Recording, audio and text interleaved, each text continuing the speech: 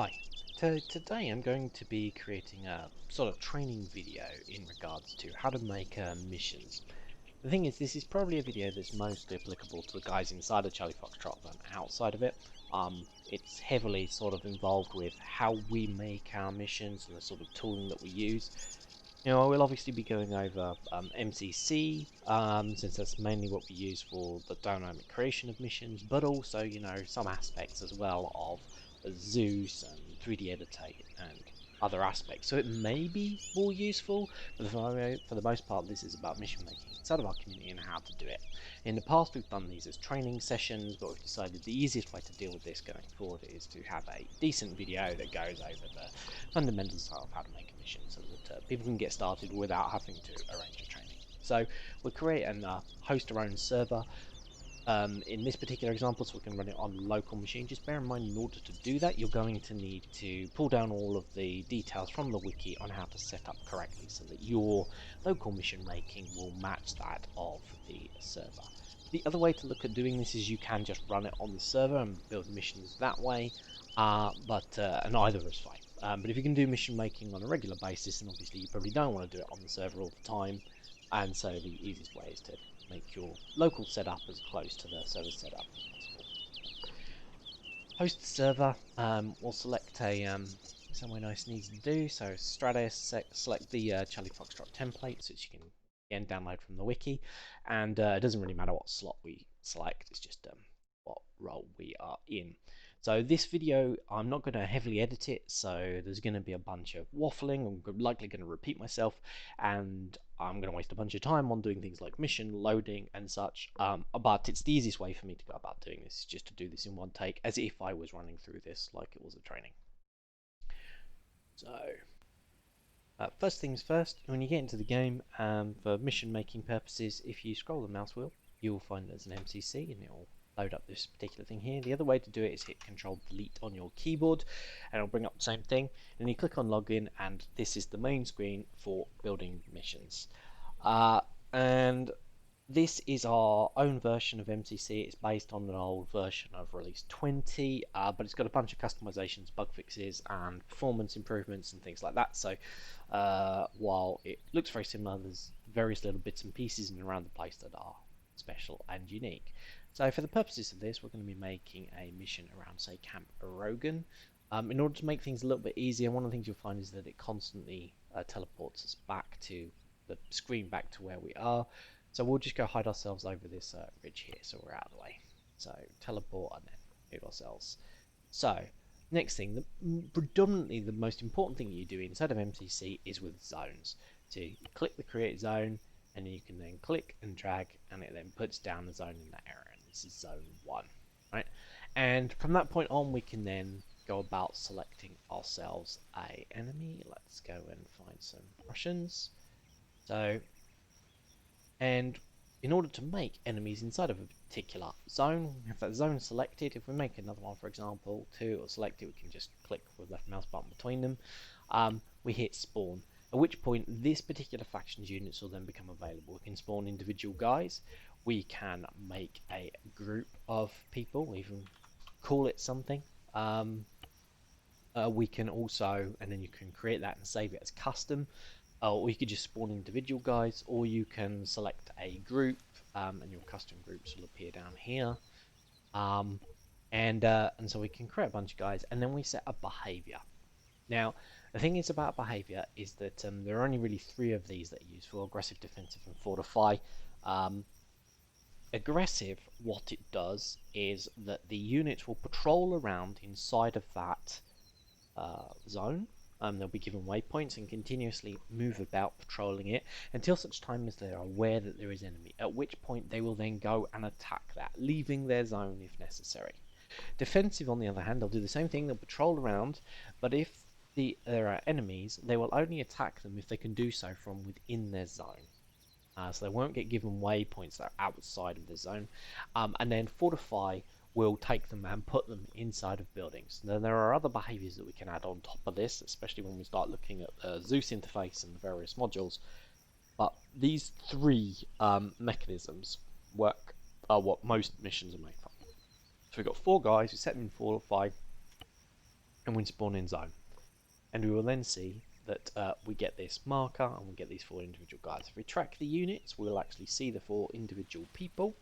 And then you'll see that because of set fortify, they'll be teleported into the buildings, and you'll notice that they're kind of separated. This is the way that fortify currently works, is that it treats them all as individuals and places them. They will then patrol around inside the buildings they're in, inside of the zone that they're in. And so the end result of which is here, we've created a bunch of guys that will move between all of these individual buildings to defend it. The second thing we could do is we could create a group, say it's a fire team, and set them on defensive. And this group will now patrol around inside of this base. The other thing we could do is we could set a aggressive group. Right? And this aggressive group, if we attack them, will then move out, potentially flank us, and come and attack us. And you'll see that the defensive and the aggressive guys are given these waypoints, which they then move about. Once they get to this waypoint, it will then change, and they'll keep going round and round and round. And this is the fundamentals of how you make a mission. Right? If the thing to understand about zones is that big zones produce mobbing effect, so that if you have one big defensive zone, as soon as you get into it, everybody in that zone is going to attack you. If you put a series of zones, so for example, if we put another zone at the top here, if we come in and attack from the top, we'll initially engage this group and then these groups. Right? The aggressive one, on the other hand, will then pull around and attack us. So layering these different zones together with these 3 different behaviors is fundamentally what making missions is about. Now you can add a bit more to this. So there's another view that you can do by clicking, by holding Alt and then left clicking, at which point you will then get this 3D view. This is kind of what existed before Zeus become a thing. You'll see there's a guide on the right hand side here. If you press X, you'll then get this list of guys. So we can create a marksman, for example, and we can then set a series of presets. We can even give them a name. So if you want to make a hostage so a guy can't move, that's in here. You can also do things like set CF guard mode. This will do that, click add, it'll put this little chunk of code in here, close it down, and then place him with space, at which point these 2 guys will never move from those locations. You can also do things like making them always go prone as well, and if you do prone and CF guard will do both, so it'll allow them to go prone, and it will then keep them in that effect, in that position. The thing is, you don't want to use too many of these static guys, because they just sort of stand there, not very dynamic. It's one of the things that makes the AI kind of poor. It's good for doing objectives, and for particular guys defending a building that you really don't want them moving away, but other than that, it's not as useful as it might first appear.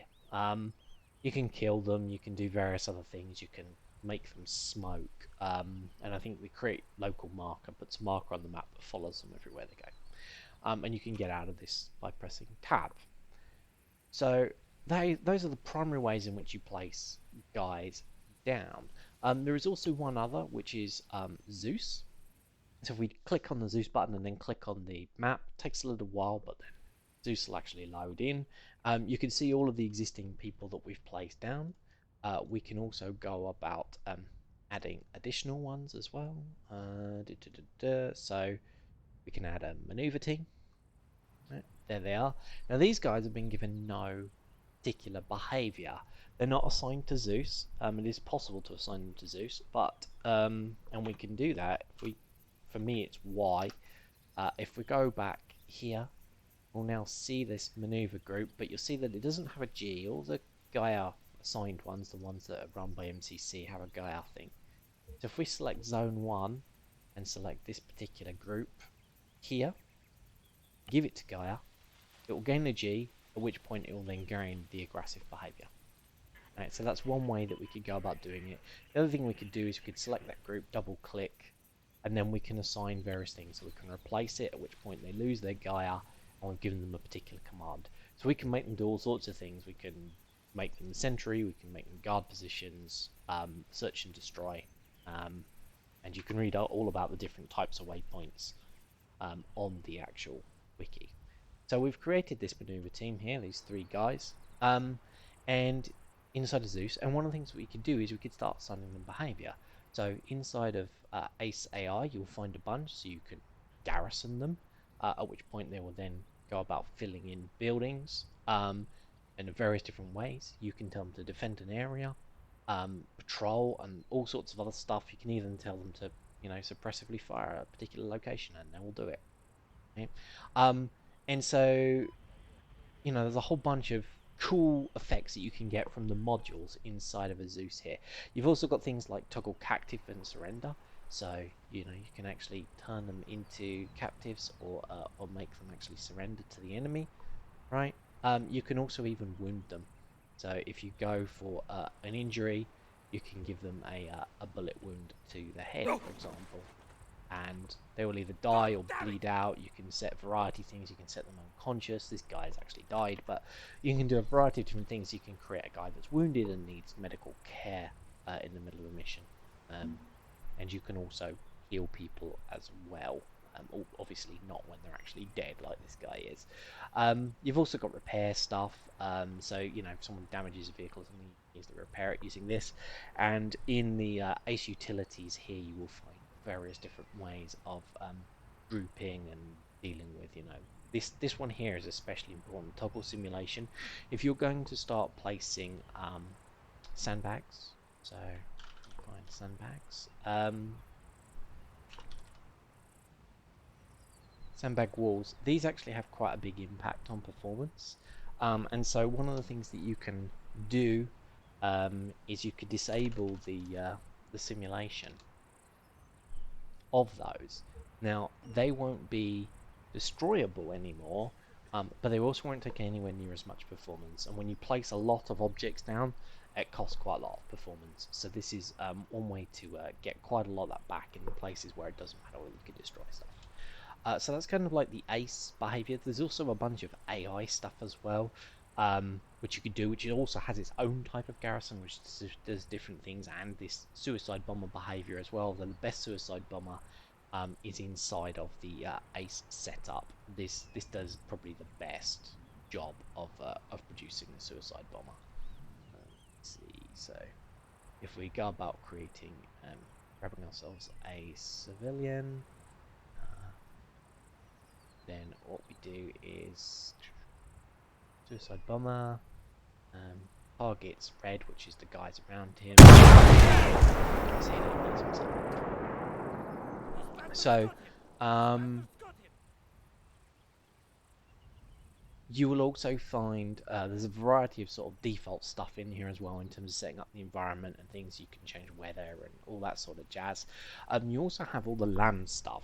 So in here, for example, we've got task creep, hunt, and rush, and these are ways to get a unit to do additional behavior beyond just the aggressive, defensive, and fortify that's inside the lambs module.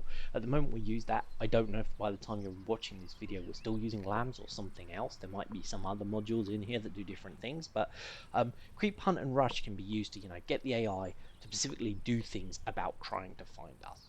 Right, and it's kind of, they're not now just patrolling until we turn up, at which point they come to attack us. They're actively trying to hunt us or attack us or get behind us and creep up on us. And so these little behaviors here, they can just add that good little tweak to to make an AI purposefully hunt us. The other thing you can do here is underside the sort of waypoints. There's a bunch of stuff to do with artillery registration, for example. This is a good way to make mortars work fairly well. You can see how that works, so you can play with how this works, and you'll find that the mortars fire much more sporadically and much more realistically, and are much less accurate to begin with, and it gives you a bit of warning. So this is one way you can add mortars and artillery and stuff into the game without it being a complete disaster. You can also do things like camp, CQB, garrison, and patrols, and so these aspects here give you similar sort of things to Gaia, but without the actual zoning, so that when you actually go about doing things like a patrol with a particular group, you can center it on particular here, give them a particular range and how many waypoints. Dynamic will then just keep going, and it will then remove them from Gaia, and they will then follow their own set of waypoints, one of which is assigned here. Right, so you could do another way of setting the same sorts of missions. They all work, they just all have different algorithms and different particular behaviors. MCC's got a bunch of stuff. There's a whole raft of other things you can play with in here as well that you will find. One thing that's kind of important to know about for this and for the 3D one is that if you're placing vehicles, then if we are intending to use those vehicles, then those vehicles need to be made empty. So if I, for example, want a Jeep Wrangler, you'll notice at the bottom down here there's an include crew or place vehicles with crew. If you remove that vehicles with crew, then what you will get is a car that is empty. If you don't, then it will by default contain a civilian inside of it, and he'll probably go driving off. Yeah, guy inside of it. So that is most of the way the spawning stuff works, and that's most of what you're going to do in terms of mission creation, right? And you can do an awful lot just with that, but there are a variety of other things that you can actually do. So, for example, we can call Kaz. So if we select the appropriate faction for the Kaz, so in this case, let's have an A10 Thunderbolt, and usually what I find best works is these Zeus ones. I don't know if this one in particular is going to work, but we'll try it. So you click call, and you drag it across, and what you should find is that a plane gets created. It's not worked, has it? Rocket run, maybe? Not like the A10. Ah, there we go. So it doesn't like the Zeus ones in this particular case. So sometimes you have to mess about with this because I don't, for example, know if this gun run is going to work or not. But you can call in a particular plane. It will then you set the angle by clicking and dragging it, and it will then pull this guy in. And maybe we'll get a bunch of gun run fire onto these groups. Maybe we won't. We'll find out. Yep, that didn't do anything. So you have to obviously mess around with this stuff to work out what's actually going to work and what doesn't, but you can call in Kaz in various ways. Adds it to the MCC console, and you can actually add console, give a player console that we don't by default have in our gear, but you can use that to actually give people like a call for Kaz, and they can set their own, but by and large it's easier just for the mission maker to run it. The other thing you can do is like supply drops. You can drop like vehicles if you want to, but you can also drop like ammo crates as well. Typically we are using something like the RHS stuff, so you'll probably find it's more USF for the US forces, and something like an ammo crate, for example. And then you can add it, it gets in there, and then you can call it. And voila, it will then get called in that location. Now the thing is to note is that A, it's on a really slow helicopter, so it takes ages to get there, and B, it's dropped from quite a high height and on a parachute, and so it's prone to being pulled off by the wind, so it won't necessarily land in this zone. It could land anywhere up to about a kilometre away from it, so just be aware of that. It's kind of a bit, it's not ideal. Artillery, relatively simple. There's a whole bunch of different shells that you can actually use. You can call a number of different ones, delay for when it's going to happen, and click and shells start landing. Right? The more shells you add, the more dangerous it is, and the more lag you produce on the server. Evacs. So evac allows you to create either, well, helicopters, vehicles, but usually helicopters is the easiest way to do this. And what you can do is you can place a particular helicopter, you can spawn it wherever you like, and it will then contain an AI. And this helicopter is ready to go. You can then, inside of the evac system, set a variety of different landings, whether you want it to hover or whatever it is. So flight height here determines how far above the terrain it goes, so 50 relatively low, 500 is very high, and you can set waypoints, either 1 or 3 waypoints, and you set it off, so this will now do an engine on landing. This helicopter will start taking off, it will fly, it will land in this location, and it will sit there with his engine on, and then what you can then do is set another waypoint to bring it back. So this is an easy way to just either insert troops or to remove them from beginning and end missions without requiring a player to actually do it. It's kind of funky because when you actually watch this. You know, the AI is kind of terrible at flying. It doesn't regularly crash, but it does definitely have issues. Now you'll see that the AI spotted it here. So now what's going to happen is this aggressive group is going to get pulled out. Probably going to charge across to actually engage because they're not bound by the same, so they'll push out and attack it. And it might also mean that because the helicopter's getting shot at, it will choose not to land at this location because it's hot. IEDs. So you can have a whole bunch of different object-based IEDs, and you'll also find that you've got armed civilians who will pull out a gun when you get near them, or the target force gets near the target faction. And suicide bombers. So there's sort of 3 different things underneath this, as well as ambushes, which we'll get to in a second. So one thing we could do, for example, is, I don't know, if we set a small explosion size. And so the thing to understand here with the type of explosion is that anything other than deadly, well, no explosion, fake, and no explosion and fake don't do anything.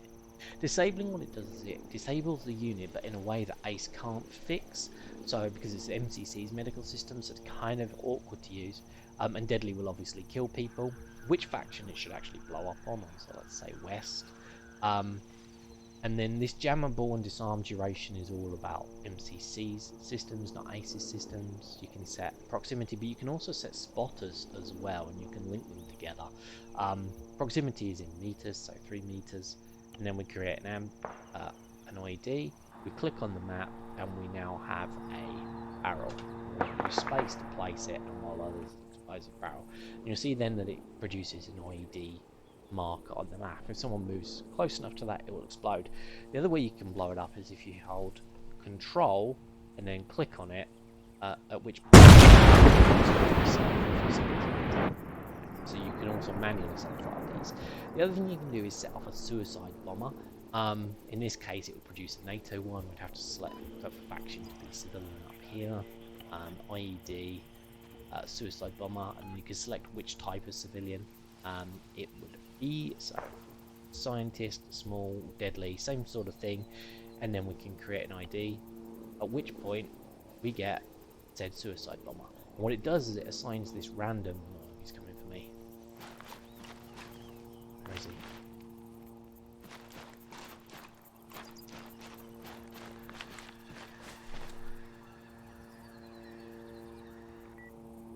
From the west. Blind?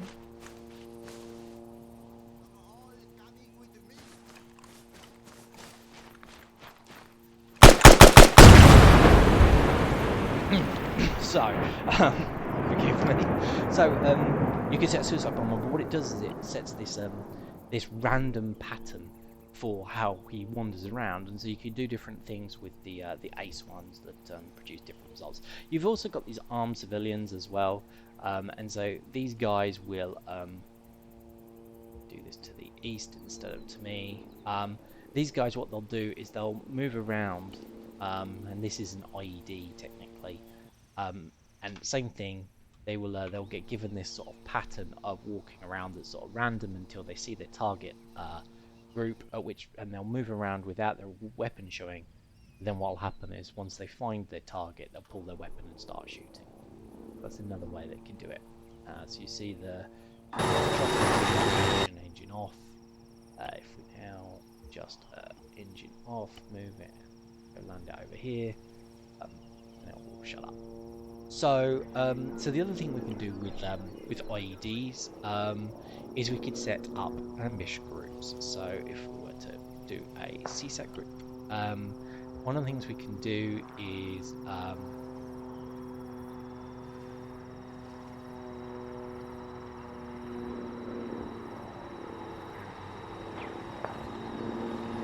so you see that the ambush group is down here in the bottom right corner. So we can set, say, a fire team and create a ambush, and then we click and drag in a particular direction, and this will set an ambush directionality. So here what you'll find is that this particular ambush group goes stealth. They lay on the ground in the direction that they're facing, and they're then primed to go off.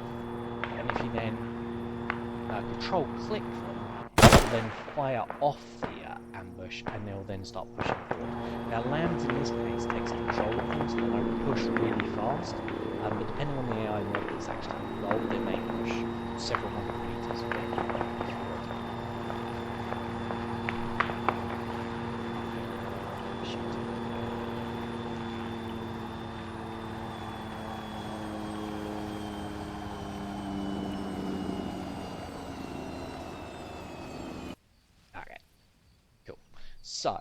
So that's IED. So you've got these three different functions here now. Explosive stuff that you can do with a variety of different things you could set off. These armed civilians, these suicide, and also this ambush group, and it's all under the same thing.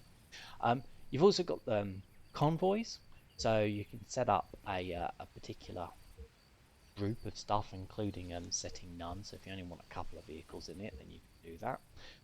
You can also set up high-value targets as well, and set them in a variety of different vehicles.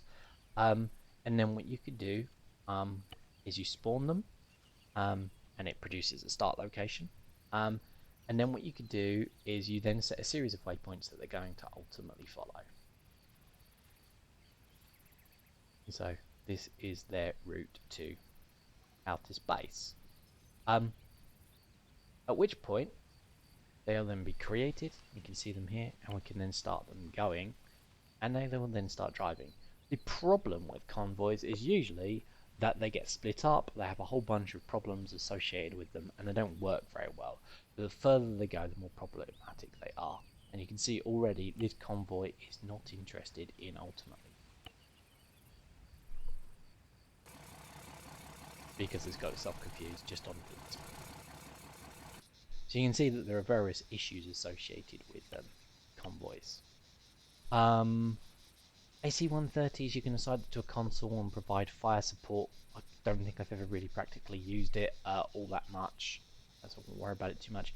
The brushes menu, what this allows you to do is just delete a bunch of combined thing, or lock or unlock doors, or do a variety of different particular area. So do that and use it to delete all the stuff inside of a particular zone is the usual thing I use. We don't use the role selection stuff. Zeus was how to get in and out of Zeus, so clicking it and clicking on the map will work. So Arsenal, what this will do is this will bring you into the arsenal for your personal unit, and so that you can mess around with your gun and all this sort of jazz, right? If you've never used this before, it's dress up games. But one of the very quick things you can do using this is this is one of the easiest interfaces to find stuff in general. So under miscellaneous items, you'll find all sorts of useful things, including firing devices and radios, along with blood and all that sort of jazz. And so if in the middle of a mission you are in need of something because something has gone wrong in a variety of ways, this is a very quick way to add 5 radios to solve the problem, and it just appears straight into your backpack. Right? You can then drop these into the various people's gear and get going. There are other ways to do this. You can go into the 3D editor, for example, go into here, create an ammo box. It doesn't really matter which type. Clear out whatever the box is. Go under items, and you will find the radios roughly. Yeah, there they are. Right, and you can do that. It'll create this thing, close, bam, and there's a box with radios in it. But you will also find you could also do the same thing with Zeus as well. So a load of different options for achieving the same sort of goal, but the quickest is quite often via the arsenal. You can also do this for setting up various custom gear and stuff, to export it, to work out all the class names and all that sort of jazz. So, mission settings up here in the top left hand corner. The main thing that you're likely to care about from this one is resistance hostility. So this affects the independent group and who they consider their enemy, either all, east or west. And so if you want to, for example, make a faction that's on our side, then you can set it to only attack the enemy faction. So we can have 3 different sides inside of a mission, but one of them is with us. You can also make it so that they're not currently hostile to us at the beginning, but you can then change it middle of the game, and after some short period of time they will then be changed and they will then start attacking us. And so you can produce that eerie effect of there's guys with guns around them, but they're not shooting at us, and then after some event they are, just by changing this.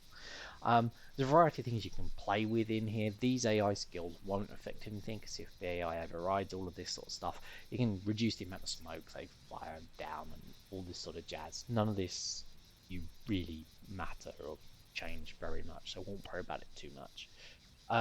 So the next thing is how to go about starting a mission. Right? So the first aspect is if you click on players, you'll get a list of all the player groups. You can control click all the different player groups, at which point you can then teleport us to our start location. Right? The next thing you want to do is under create a start location quest. Now when you place this thing down, it will produce a building that looks like this, and around this building for at least 50 meters no shots could be fired, so don't place this somewhere where the mission's going to actively happen. And then the third and final part of making this work is clicking disable respawn, at which point people will no longer respawn and they'll go to spectator. So that's how you start a mission, is a combination of these particular pieces. You can set the weather. Just in MCC, bear in mind that you can set a particular time for how long your weather setting is going to cast, but the only thing that really matters is the overcast setting, because basically everything else is dynamically determined by this overcast setting. ACE takes over and adjusts all these other parameters based on the terrain and everything else. And there's more advanced weather stuff inside of Zeus, which you can do for changing this, and the big problem with this one is it sets it immediately, so you see it happen. But yeah, if you set that, it will then dynamically adjust, and the overcast and everything else will then be adjusted. Set time. So just bear in mind that you can set the time to nighttime or daytime or whatever. Bear in mind that if you set this as say 4:45, it's just before sunrise, the AI will consider this nighttime. This is completely nighttime. Only at 4:49 and before 7:10 in the evening is this actually considered day, and it's just an on-off switch for the AI. So it's something to be aware of, because both of these weather time settings are nighttime, but they don't look it. Right? So it's something to be aware of, that if you start messing with this, it will change things. The other thing to note is if you go into the middle of the night, how dark it is depends on what day it is. So you can see here we've got a nice full moon, and our night vision works reasonably well. Right? But if we go into the time and we set it to say the 1st of July, you'll notice that it's immediately a lot darker. And the reason is because the moon isn't showing at this particular time. When we look through night vision, it's extremely noisy and extremely hard to view. So you want to set this time. It starts reasonably sensibly on 16. I think something like 20 is usually a little bit better.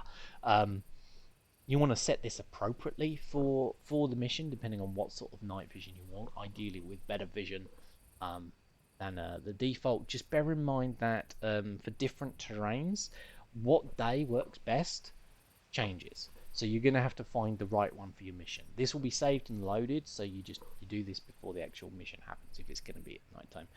Debug's all about scripting, you can ignore that. Markers. So one of the things that you can see on here is all of your mission and where everything is placed. So it's an easy way to actually put down ultimately all your markers. Usually we use the objectives for what we're actually going to attack, the start and end locations, pick up locations, mainly warning and unknown. So you do that, you can set a particular color, and then you need to give it a name, and at which point we can then place a marker for it, and that will then appear to the players on the map. Take away track units, so players will see this. They won't see these other markers here that are from MCC, but they will see the camp marker. The other thing we could do with markers is that we can lay out a shape with a brush. So do ABC. So if I do, for example, solid with a brush, it will produce this sort of area. I can also change the color. So if I say blue, I can do that. Notice that because I haven't changed the name, it changes the same marker, and I can constantly move it about. There are other types of brushes that produce different effects, and if you're intending for people to do missions inside of one of these zones, then you'll want to choose something that's not super annoying to actually try and plan a mission through, because you can see some of these are really quite high opacity, and it makes them really difficult to ultimately work with. And so you want to choose something that is relatively okay, but if you want to keep people out of a particular zone, then it may not matter. And the markers this way. Briefings. I don't think any of this stuff works anymore, but you can go about setting up the. This is a briefing. You could use this for remembering what it is that you're meant to be telling people to do. I think what used to happen is it used to appear in this briefing section here inside of the mission, but it doesn't now for some reason. I'm not sure why it's broken. So tasks, you could create tasks with particular waypoints. You could give descriptions and all sorts of stuff. And then they appear as these nice fancy tasks that players can assign and do, and you can then succeed or fail them, delete them, whatever, on these particular things, and they then get a nice little task complete appear on the screen. If you're doing multiple tasks, that's one reasonable way to go about doing it. Triggers. These can be very powerful for actually controlling the way groups will work and behave when we get particularly close to a thing, or when we take a town, or whatever it is. But you want to spend some time looking at how triggers work on the Bohemia wiki, because there's a bit of scripting and coding involved in making them work. And it can be kind of cool, but also usually just controlling something by hand quickly in the middle of the mission is just easier than creating and testing that trigger. Jukebox, you can play a bunch of different music and sounds in the middle of the mission. So there's a huge range of stuff in here. By and large, we don't use it very much because it's kind of irritating. And many of us have our music turned off anyway. But you can actually play music for particular things here. So what else have we got? So create zone we talked about.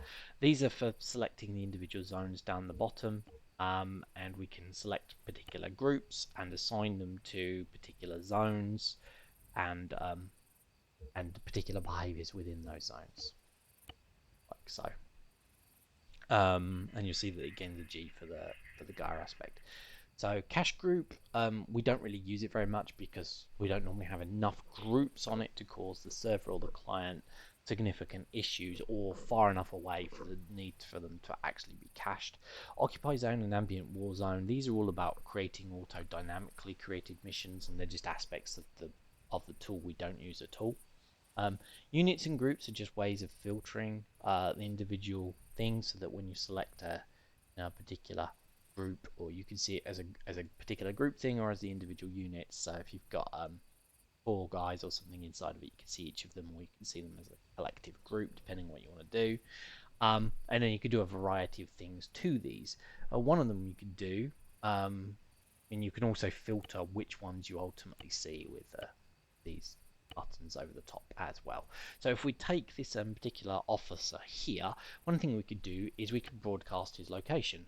At which point, what all the players will see is that little video in the bottom right hand corner. So if a guy is moving around or whatever, you will then see that broadcast video. I think it lasts for about 30 seconds, something like that, and then it disappears.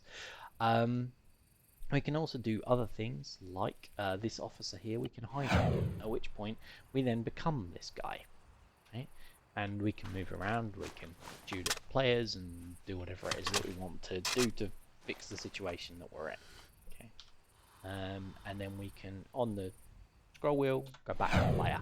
Just bear in mind it leaves a lasting impact on the group sometimes, and so this officer will become called your player name, so it'll be called Bright Candle for after this point. Track units, as we've said, will shows where the exact units are going to be. You can join 2 groups together as well as delete them. So parachutes, if we select ourselves here. So what parachute does is it will drop us out of a C-130, but it will do so with a parachute that automatically applies in only a few hundred meters off the ground. It is a steerable parachute, but you really don't get much choice about where to land.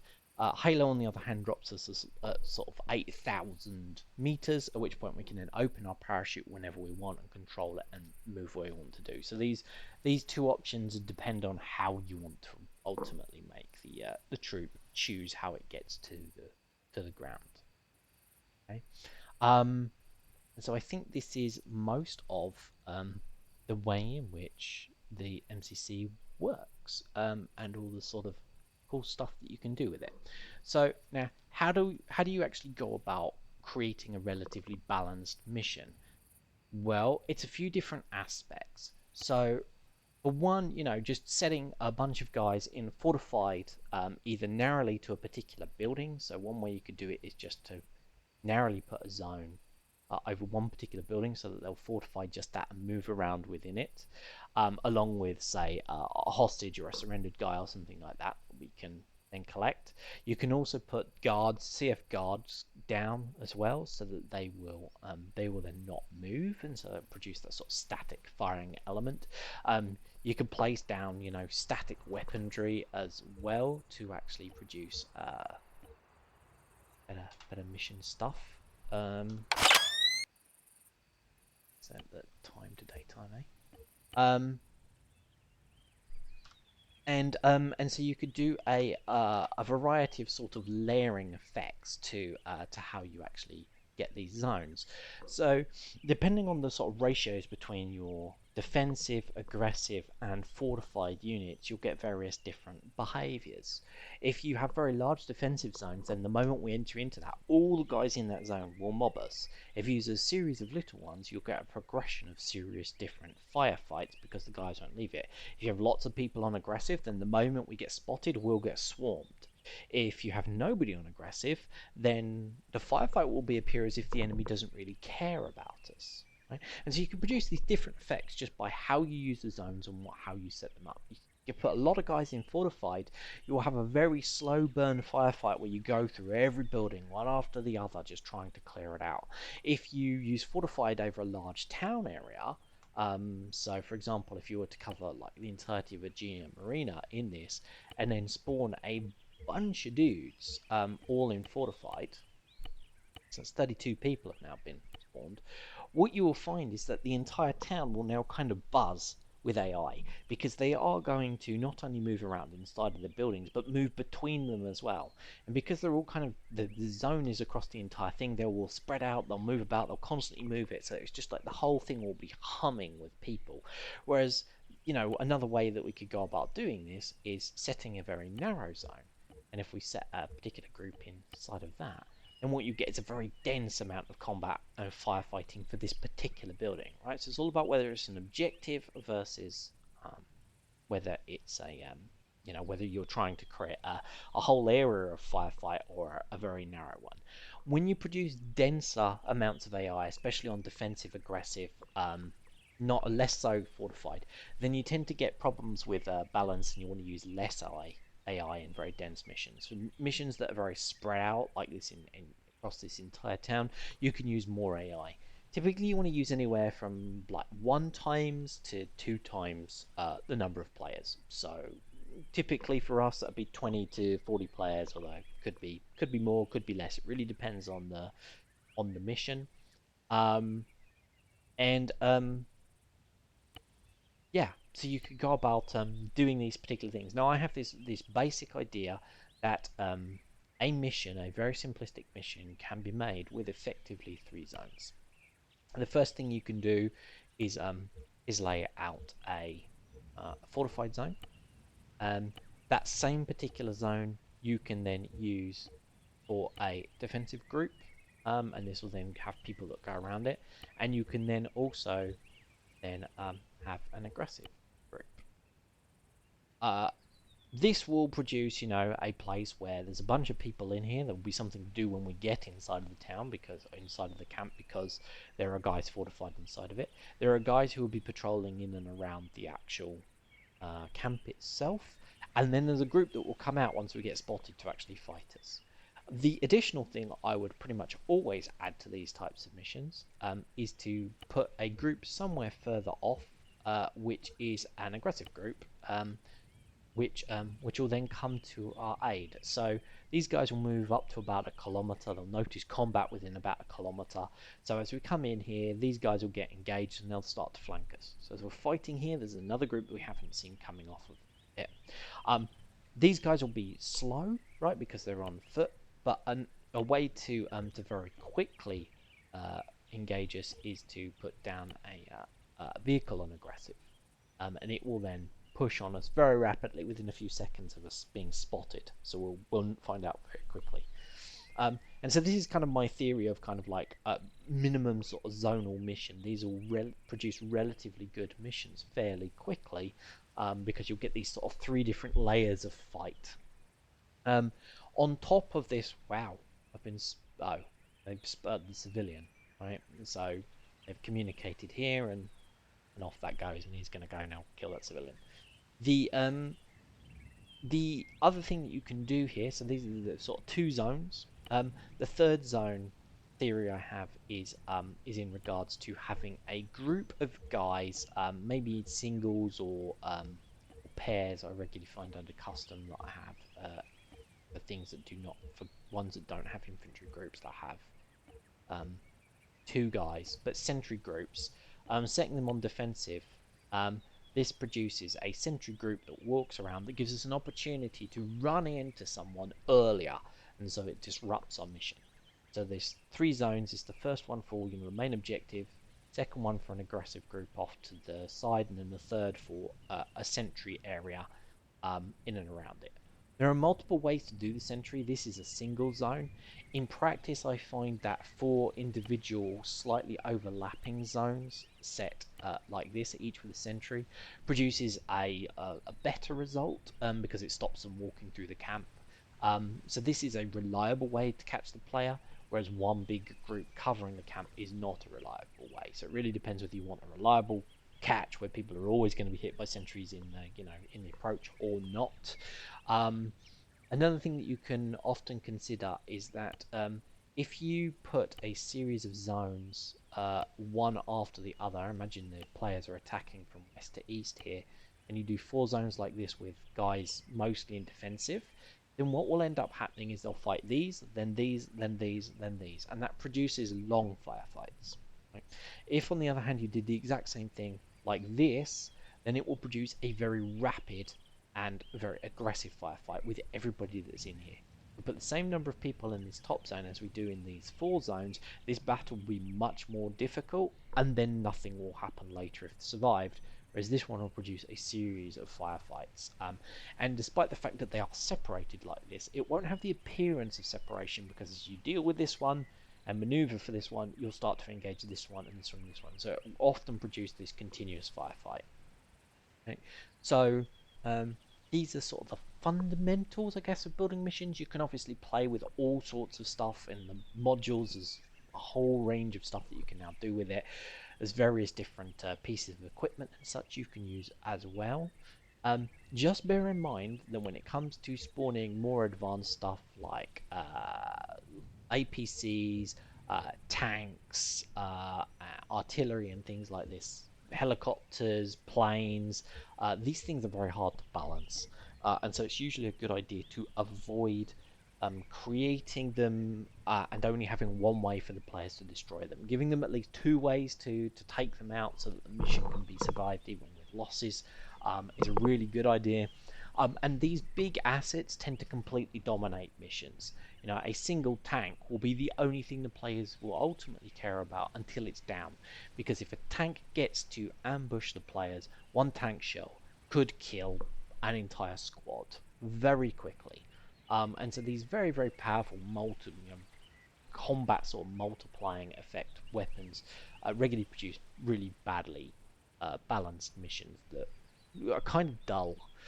If you give the players long-range weaponry, and especially very armored long-range weaponry, then they will use that at long range. And so quite often what happens is you've got a bunch of infantry and a dude with an M2, and the guy with the M2 is the only guy firing. And so you have to kind of balance this off against the missions, kind of like give them the equipment and give them the thing to shoot at, but also recognize the fact that you've mostly got infantry inside of your group, and it causes a lot of problems. If they've got nothing to do, you don't really want to produce boring missions if you can help it. All right, so you've created your perfect mission, and here it is. It's good to go on Bozkada. Um, So how are we actually now going to do this? Well, I've made my mission in one place. The first thing I need to do is hit the save and load button. Come in here. I normally give it Buzzcutter, give it a mission name, and then hit save to profile. At which point it's now saved, and you see it's Boz mission. Um, and in order to actually run this, the game will load in. You'll then log into MCC, come to this thing, come back into save and load, click that mission and do load from profile, at which point that mission will then load. You'll see all the zones getting created and all the dudes will actually ultimately get placed.